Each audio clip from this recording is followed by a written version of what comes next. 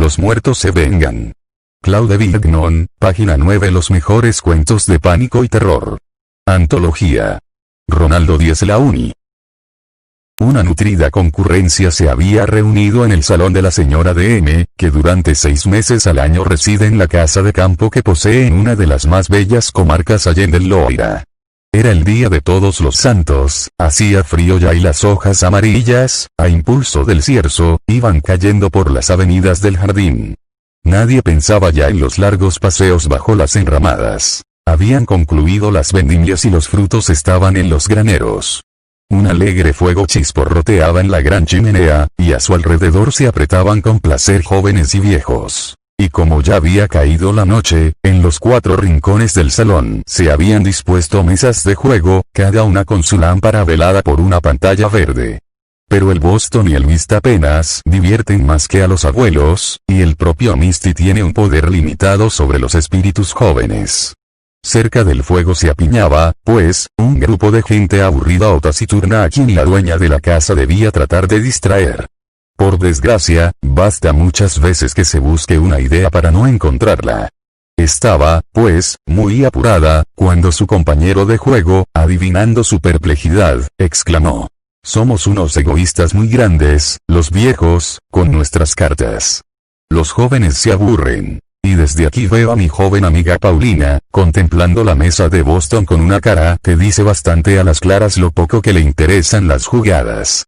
Vamos, señora DM, aquí hacen falta juegos para todas las edades. Coloquémonos más hacia los rincones y hagámosles sitio en medio del salón para que jueguen a las prendas. La proposición hizo levantar las cabezas gachas y los párpados soñolientos. Doctor, ¿jugará usted con nosotros?, preguntó la joven designada un momento antes con el nombre de Paulina. «Uy. Yo, hija mía, yo os miraré y será mi mayor placer. Estoy ya muy torpe para responder al Antón Pirulero, cada cual atienda a su juego, me falta agilidad para defenderme en la gallina ciega y el adivina quién te dio». «Sí, doctor», dijo la dueña de la casa. «Si los jóvenes juegan, hay que jugar con ellos y acomodarse a sus gustos si queremos que luego se acomoden ellos a los nuestros. Además, ¿qué años tiene usted, mi querido contemporáneo, para andar haciéndose el viejo? 50, a lo sumo, ¿y qué? ¿No es esa la edad de las ideas serias? Usted, mi querida señora, puede jugar muy bien con su hija. Nunca desmerecerá por ello. Es usted joven y alegre, y Paulina parece su hermana, pero yo siempre he sido hombre de talante severo, usted lo sabe. Mecía a Paulina sobre mis rodillas cuando era niña, pero nunca he tomado parte en las tracamundanas de la joven. Jueguen todos, pues, y déjenme a mí en mi rincón, como de costumbre, rumiar los tiempos pasados o pensar en los que han de venir. 10 años antes o 10 años después, no debemos siempre aprender este papel». El personaje que de este modo hablaba, mientras iba a instalarse junto a la chimenea en una vieja poltrona, era un hombre alto y flaco, rubio en tiempos pero ahora entrecano, a quien las sienes hundidas, el poco cabello y el talle encorvado daban aspecto de viejo, aunque no pasase aún de los 50, como le había dicho la señora DM. Tenía la frente alta e inteligente, viva la mirada y al mismo tiempo dulce. En su mejilla izquierda se advertía una cicatriz profunda que parecía la huella de una mordedura. Hacía ya 25 años que el doctor Mainaud ejercía la medicina en el pueblo vecino, y aunque a su llegada al país fuera un hombre absolutamente joven, nadie recordaba haberlo visto sin el cabello blanco y sin arrugas, a tal extremo su porte había sido siempre severo y su vida tranquila y retirada. No obstante había hecho amistad con todas las familias de los alrededores, y en el salón de la señora DM, compuesto mitad por mitad de visitantes parisienses y de vecinos de la campiña, no había un solo personaje que no se honrara de tenerlo por comensal. Aquella noche tenía un gesto más pensativo aún que de costumbre. Mientras los juegos se organizaban a su alrededor, y a medida que se iban haciendo más ruidosos, parecía aislarse en sí mismo para atender a sueños o recuerdos graves, casi dolorosos. Tal vez las campanas que doblaban anunciando la festividad de los difuntos arrastraran sus pensamientos hacia otro mundo o le hicieran evocar tumbas bien amadas. Tal vez buscara la solución de un problema científico o moral. Fuera lo que fuese, se hallaba a 100 leguas del salón de la señora de M. cuando, después de una partida, llegó el momento de rescatar las prendas. El aire absorto del doctor llamó la atención de todo el mundo. Como Paulina de M. había de cumplir penitencia para recuperar un par de guantes que había pagado como prenda, pareció divertido enviarla a despertar al taciturno anciano con un beso. Paulina miró maliciosamente a su viejo amigo y avanzó de puntillas. Luego, cuando estuvo ante él y hubo mostrado riendo a los jugadores la impasibilidad del doctor, que no pestañeaba siquiera, le cogió bruscamente por el cuello y le aplicó un beso resonante en la mejilla izquierda. El doctor Maynaud profirió un grito terrible, saltó como si hubiera habido el estampido de un arma de fuego, lanzó unas cuantas miradas enloquecidas a su alrededor, y en medio del asombro general salió disparado del salón.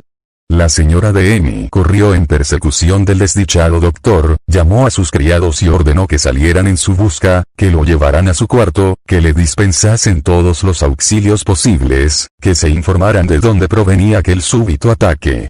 Todo el mundo se puso en actividad y registró los patios, los jardines, los pasillos. Pero fue en vano. Nadie logró encontrarle. La consternación general hizo suspender todos los juegos. Todo el mundo se preguntaba con espanto qué dolor habría podido asaltar tan de repente al doctor Maynaud y causarle aquel acceso de locura. Pronto al asombro hubo de suceder una auténtica inquietud, pues tanto el carácter como el temperamento del doctor eran opuestos a tales escenas violentas. Finalmente los criados, que habían salido en todas las direcciones, volvieron sin haber logrado apoderarse del fugitivo. A la mañana siguiente, como es muy natural, esta escena fue el tema de todas las conversaciones. Se envió en busca de noticias al pueblo vecino, a casa del propio doctor. Pero su vieja ama de llaves no supo dar ningún informe, y fue inútil que por la tarde todos y cada uno de los invitados de la señora de M. trataran de dar con el paradero del médico. Llegado a la noche, cuando, tras haber prolongado la cena el mayor tiempo posible, saboreando lentamente todas las exquisiteces de un postre tan opíparo como puede serlo un postre de otoño en provincias, y tras haber degustado más lentamente aún el café, pasaron los convidados al salón, y se discutieron una vez más todas las explicaciones posibles e imposibles de la huida del doctor. Cada cual expuso su parecer y defendió su opinión, y el resultado final fue que la cosa siguió siendo incomprensible.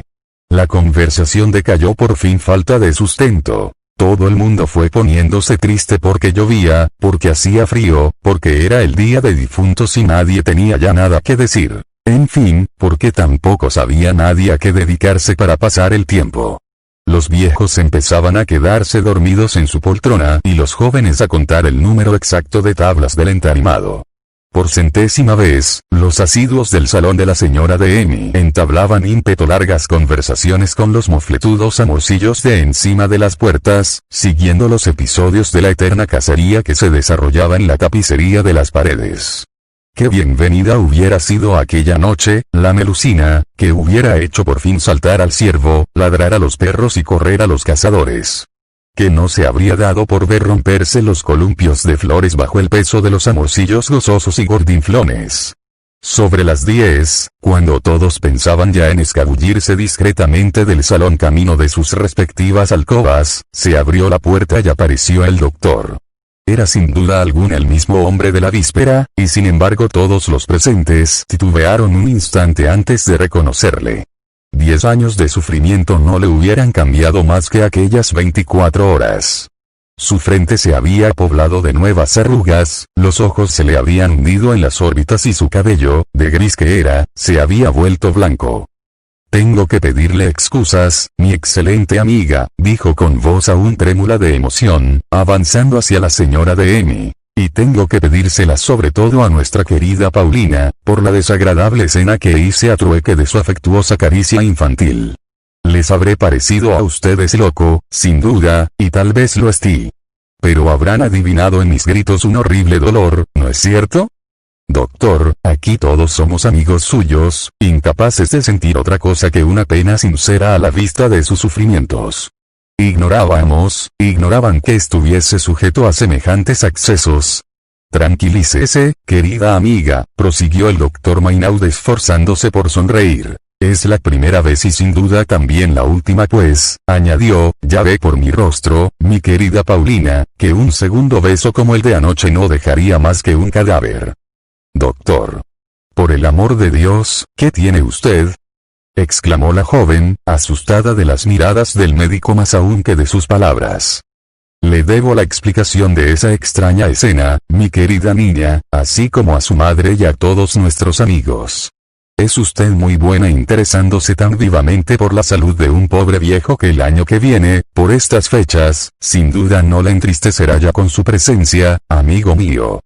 Doctor. Fue un clamor de simpatía general. Y sin embargo, nadie se atrevió a contradecir al doctor Maynaud. Tanto había cambiado su semblante desde la víspera. Soy viejo, amigos míos, pues en 1806 tenía 20 años y era estudiante de medicina en la Facultad de Montpellier. Aquel año, el día de Todos los Santos hizo un tiempo magnífico para fecha otoñal tan avanzada. Un último sol doraba las hojas que aún quedaban en las ramas de los árboles, que revestían de un manto gozoso las murallas más grises de Montpellier. Estábamos de vacaciones, pues naturalmente no se daban clases los días de fiesta solemne. Por eso salí con 3 amigos, 3 estudiantes que amaban como yo el aire libre y la libertad, a dar una vuelta y explorar los alrededores. Al caer la noche, tras haber pasado el día en correrías por el campo, nos encaminamos a la ciudad y fuimos a parar a una tabernita de los suburbios apreciada por los estudiantes. Encontramos en ella a algunos de los nuestros, se entabló la conversación y pedimos al tabernero una cena suculenta.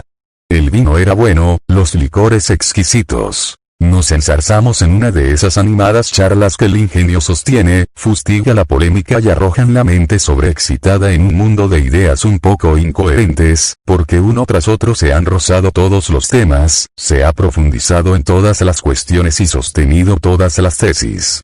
Mitad del vino, mitad de la cháchara tal vez, cuando a eso de las 11 de la noche quisimos levantarnos para volver a nuestras casas, apenas nos teníamos en pie.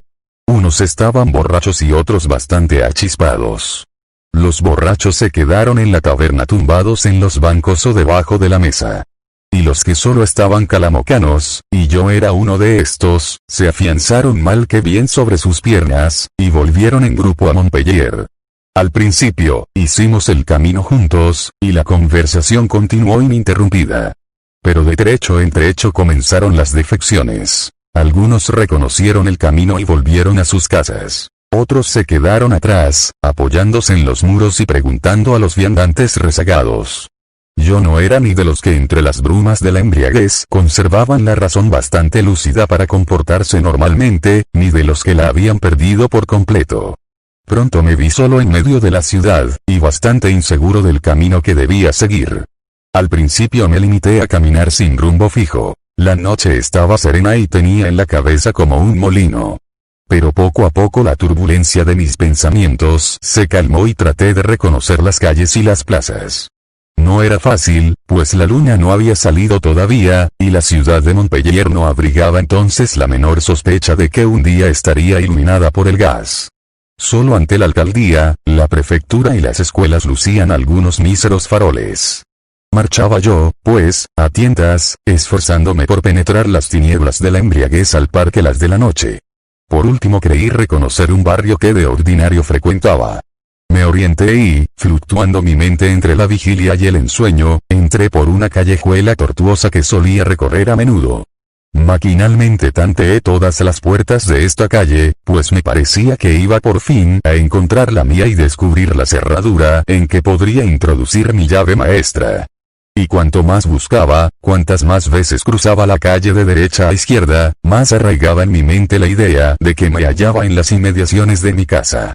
Esta vez topé con una puerta bien conocida, y sin fijarme en la bandera que ondeaba encima, para significar que se trataba de un edificio público, introduje mi llave en la cerradura.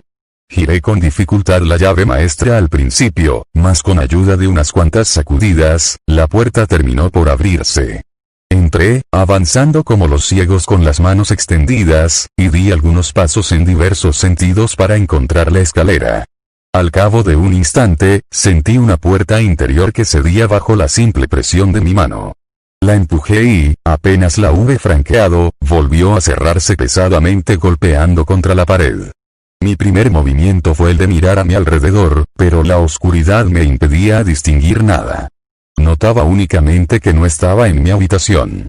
Una sensación de frío me inducía a pensar que aquel lugar no estaba habitado, y por el retumbo de mis pasos sobre las losas comprendía que el recinto era amplio y poco amueblado. Por un instante me creí en una iglesia. Pero en los templos arde noche y día la lámpara del santuario, mientras que aquel lugar helado y silencioso no estaba iluminado por nada. Quise salir y volví atrás en dirección a la puerta.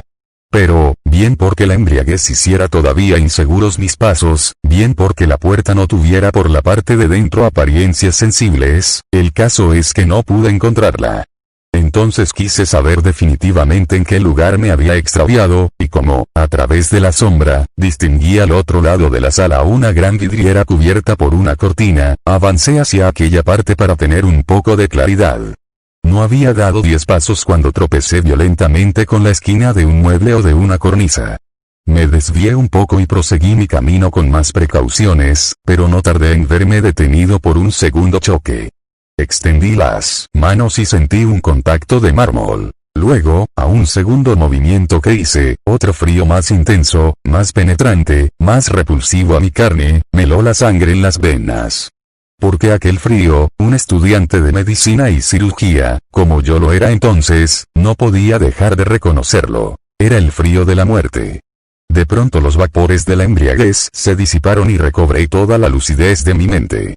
Estaba en el anfiteatro anatómico, donde se depositaban sobre mesas de mármol los muertos del hospital para su estudio y disección. Estaba yo muy acostumbrado, sin embargo, a encontrarme en aquel lugar siniestro. No era un principiante a quien la vista de un cadáver llena de espanto.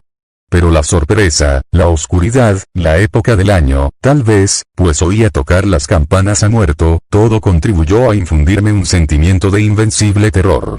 Retrocedí horrorizado y por segunda vez busqué la puerta, sin conseguir dar con ella, porque el anfiteatro era circular y la puerta, a contrapeso como las de las iglesias, encajaba perfectamente en la pared. El miedo me hizo un nudo en la garganta y agitó mis miembros con un temblor convulsivo. Daba vueltas en torno a aquellos muros inflexibles como un prisionero en su calabozo. Apoyaba las manos en cada entrepaño, esperando hallar por fin la puerta y hacerla ceder a mi presión. Pero todas mis tentativas fueron en vano. Las paredes parecían rechazarme. Quizás el miedo me había quitado las fuerzas hasta para mover una puerta.